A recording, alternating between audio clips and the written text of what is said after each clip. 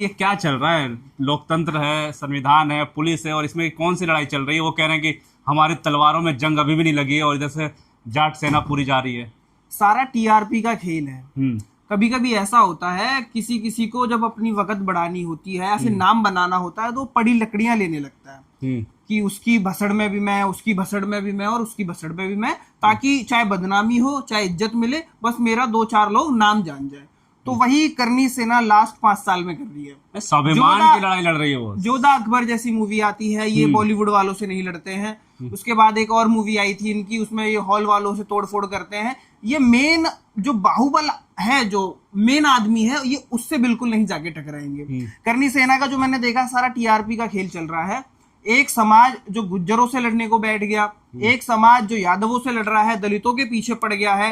अब जब ये जाटों के पास गए हैं तो इनको मुंह की खानी। अब ऐसा था, यहाँ बोल देते थे 2-4 छोटी मोटी टकराव होकर के मैटर वहीं दब जाता था, खत्म करो। लेकिन अब जब आर पार की लड़ाई होती है, उत्तर प्रदेश में भाजपा की सरकार चल रही है, योगी आदित्यनाथ नहीं बोले ना, और कोई ठाकुर बड़ा नेता बोला कि करनी सेना के साथ हम भी हैं, हमारा भी मतलब एक तरीके से अपमान हो गया है। वो इसलिए क्योंकि करनी सेना को उत्तर प्रदेश में कोई वजूद नहीं है। अब जो उनका एक हरियाणा का बंदा था, अध्यक्ष था, जो भी था, अब वो छुपा छुपा फिर रहा है। पुलिस जाती है वो भाग जाता है, पुलिस जाती है वो भाग जाता है। तो कुछ तो दब गए हैं और कुछ दबने बाकी हैं। अब जो आप जो कह रहे हो कि सिर्फ टीआरपी का खेल है करनी सेना का, आप लेकिन कुछ लोग बुद्धि खराब है क्या उनकी करनी सेना की? कुछ समय बाद यही अध्यक्ष किसी न किसी सीट से या विधायकी का चुनाव लड़ते नजर आएंगे या सांसदी का चुनाव लड़ते आएंगे और कहेंगे देखो हम अपना विरासत बचा रहे हैं, ये कर रहे हैं। सब टीआरपी का खेल है। किसी को किसी तरीके से, कुछ आंदोलन से नेता बन जाते हैं, कुछ इस तरीके से खेल कूद करने से नेता बन जाते हैं। अपमान बर्दाश्त नहीं है उनको, कह रहे हैं कि आप इज्जत बहुत खराब कर लिया, अब नहीं, अब आर पार की लड़ाई करेंगे। तो क्या इन्हीं को दर्द हो रहा है? मैं जहां जानता हूं, योगी आदित्यनाथ से बड़ा ठाकुर इस समय कोई नहीं है, शिवराज सिंह से बड़ा कोई ठाकुर नहीं है। ये लोग क्यों नहीं बोल रहे हैं? ऊपर से जो राजनाथ सिंह है वो तो बिल्कुल मोदी जी के बगल में बैठे हैं। क्या ये ठाकुर समाज से नहीं आते हैं क्या सारे के सारे? इनको क्यों नहीं बुरा लग रहा अगर सच में अपमान हो रहा है? और सारी की सारी जो खेल है वो है किताबों पर, वो है इतिहासों पर। न यादवों ने इतिहास लिखा, न जाटों ने इतिहास लिखा, न गुज्जरों ने इतिहास लिखा, न किसी दलित ने इतिहास लिखा। इतिहास लिखने वाले कौन है, किस विशेष जाति के हैं, उन पर कार्रवाई करो। और अगर लिख दिया गया है तो आपको कार्रवाई अपनी सरकार से बोल के कि मेरी इतिहास में ये गलत चीज लिखी है, लोग मेरा मजाक उड़ा रहे हैं, तो आपके पास तो यहाँ पे मुख्यमंत्री जी का बिल्कुल, जिसे कहते हैं ना, सपोर्ट। सारे जहां जहां आप लड़ने जा रहे हो वहां आपकी सरकार है। सारी किताबों को आप खाली करवा दो। आप कह दो कि ये किताबें हमें मंजूर नहीं है और नई किताबें लिखी जाए, और जैसा आपको इतिहास अच्छा लगे वैसा आप इतिहास लिखवा दो। किसी को कोई दिक्कत नहीं होगी। इतिहास की जो बातें चल रही हैं, चाहे वो रामजी लाल सुमन ने बोली हो, चाहे हनुमान बेनीवाल ने बोली हो, ना उनकी जाति वालों ने वो इतिहास लिखा, ना वो इसको पढ़ते, और किताबें जो लिखी जा रही है वो स्कूलों में पढ़ाया जाता है। सिंह ठाकुर कह रहे हैं कि जाट बिरादरी से कोई लड़ाई नहीं है, हमारी लड़ाई किसी बिरादरी से नहीं है, सिर्फ हनुमान बेनीवाल से है। तो हनुमान बेनीवाल क्या है? अगर आप ठाकुर हो तो वो जाट हैं। अब उनके पास है सपोर्ट, 4-5 बार वो विधायक रह चुके हैं, सांसद हैं। और हनुमान बेनीवाल के बारे में मैंने जब पढ़ा तो अच्छे अच्छे जो कहते हैं ना बाहुबली, वो उनके यहाँ पे हुक्का बैठ के पीते हैं। तो उस चीज को उनको समझना चाहिए। ऊपर से चैलेंज ये कर रहे हैं कि हम जाएंगे, बुलडोजर लेके घर पे जाएंगे, ऐसा जाएंगे, तो सबसे बड़ा कलह हो जाएगा। क्योंकि मैंने देखा है, जाट ऐसी कौम है, किसान आंदोलन के अंदर ये बीच में घुस गए थे, इनका कोई रोल नहीं था, पंजाब से कुछ आए और ऐसे हो गया।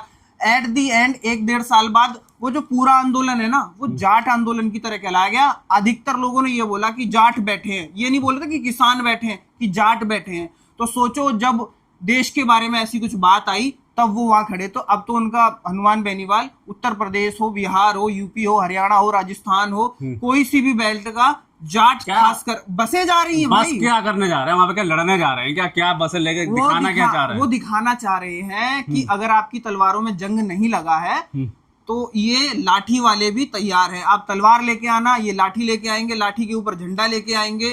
और आमने सामने की अगर लड़ाई करनी है तो आमने सामने की लड़ाई कर लो, बातों की करनी है तो बातों की कर लो, जो जैसा मन में हो वैसा कर लो। हनुमान बेनीवाल भी 8 तारीख को कह रहे हैं कि हम वही रहेंगे, जाट हम तो डरने वाले हैं नहीं। तो वो क्यों डरेंगे? अपने घर में रहेंगे वो।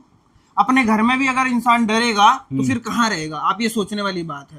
हनुमान बेनीवाल के बारे में मैंने यही सुना है कि वो अड़ियल आदमी है। अड़ियल मतलब जिस पे टिक गया तो टिक गया, ऊपर से जाट समाज से आता है, तो मुझे तो कहीं से कहीं तक नहीं लगता।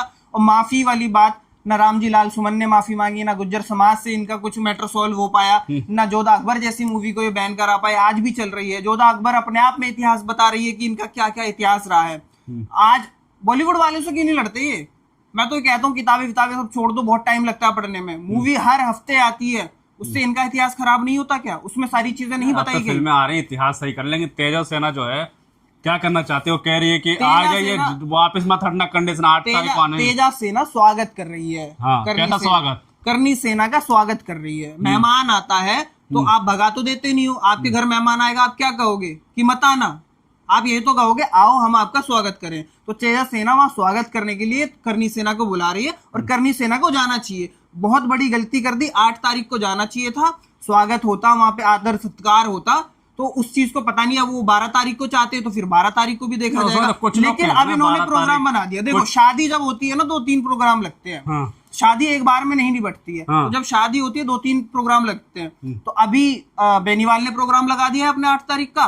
तो बाराती जो भी है, जो अपने आप को ये मानते हैं इन्हें आना चाहिए, तो नहीं आ रहे हैं, 12 तारीख को फिर देखा जाएगा। इस बार का तो अल्टीमेटम है। और शक्ति प्रदर्शन पिछली बार जब हुआ था तो 2 लाख के आसपास लोग आए थे, और जहां तक चीजें बताई गई कि 1 रुपया भी बेनीवाल ने खर्च नहीं किया था। सब अपने सपोर्ट से आए थे, सब अपने समर्थन से आए थे, अपने पैसे से आए थे, अपनी मर्जी से आए थे। और इस बार तो बुलाया गया है। अब सोचो कितने आएंगे, उससे क्या पता चलेगा, क्या क्या बातें खुलेंगी। और अभी तक तो सिर्फ एक बात बोली गई थी, और कौन क्या क्या बोलेगा। तो करने से ना 8 तारीख को आएगी नहीं क्या नागौर में? मैं तो कह रहा हूँ जाना चाहिए। वो तो कुछ लोग कह रहे हैं 8 को जाएंगे, कुछ लोग 12 को जाएंगे, वो भी बढ़ गए क्या आपस में? नहीं, जाना चाहिए, 8 तारीख को ही जाना चाहिए। क्योंकि कहीं ना कहीं तेजा सेना कह लो या फिर हनुमान बेनीवाल के लोगों ने स्वागत का इंतजाम कर रखा है।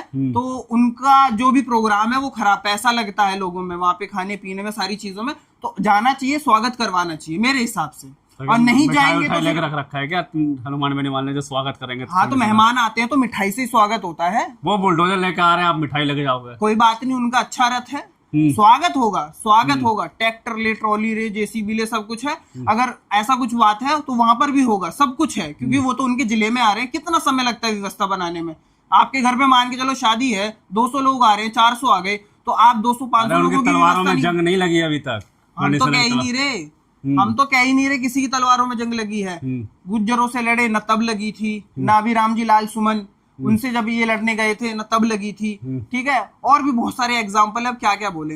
अखिलेश यादव ने एक बात बोली थी कि ये जो करनी सेना है, ये करनी सेना नहीं, सचमुच बीजेपी की सेना है। इनमें जितने भी पदाधिकारी हैं उनका बैकग्राउंड खंगाल लो, उनकी हिस्ट्री देख लो, उनके 5-10 जो भी विधानसभा है वो देख लो, सारे के सारे ये भाजपा के पदाधिकारी निकलेंगे, भाजपा के लोग निकलेंगे। और यही सच है, भाजपा जहां जहां फंस रही है वहां ऐसे एजेंडे लेके जा रही है। आप बताओ, खुदाई से शुरू हुआ था कि इसकी कब्र खोदेंगे, उसकी कब्र खोदेंगे, और जब हिस्ट्री में गए तो फिर राणा सांगा भी आए, और भी लोग आए।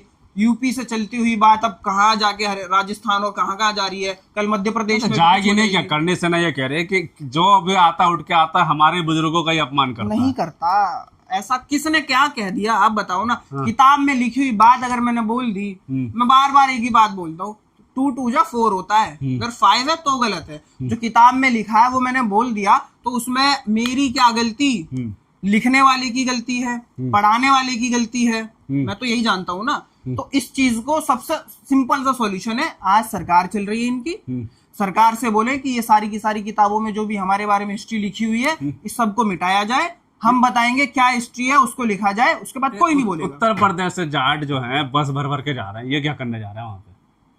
अरे बोला तो प्रोग्राम है, बुलाया गया है, दावत दी है क्या? दावत है।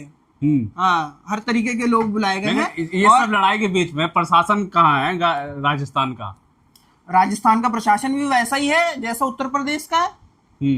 आप बोल तो रहे हो अगर परमिशन दे देंगे वो दोनों समुदाय को तो आप समझ लेना मिली भगत है, और अगर चीजों को ऊपर से मैनेज कर लिया जाएगा तो समझदारी है। चलिए ठीक है, बहुत बहुत शुक्रिया आपका। बिल्कुल साफ तौर पर बातचीत करी। 8 तारीख का अल्टीमेट जो था करनी सेना ने दिया था, उसके बाद यहाँ से तेजो सेना ने भी दे दिया कि 8 तारीख को मुकरिएगा मत करनी सेना, आप नागौर जरूर आइएगा, स्वागत है आपका। और आपको एक बात बता दें कि उत्तर प्रदेश से भी कई बसें, जो खबर अभी तक मिल रही, कई बसें जो हैं भर भर के जो है नागौर जा रही ज्यादा है। लोग नहीं आएंगे, यादव आएंगे, गुज्जर आएंगे, थोड़े बहुत दलित भी आ जाएंगे, हम्म। जाट बहुत सारे आएंगे। बिल्कुल, सभी बिरादरी जो है अब नागौर पहुंच रही है हनुमान बेनीवाल के समर्थन में। अब सवाल ये उठता है कि करनी सेना 8 तारीख को आएगी या नहीं आएगी। हम पल पल की खबर आपको देते रहेंगे, तब तक के लिए।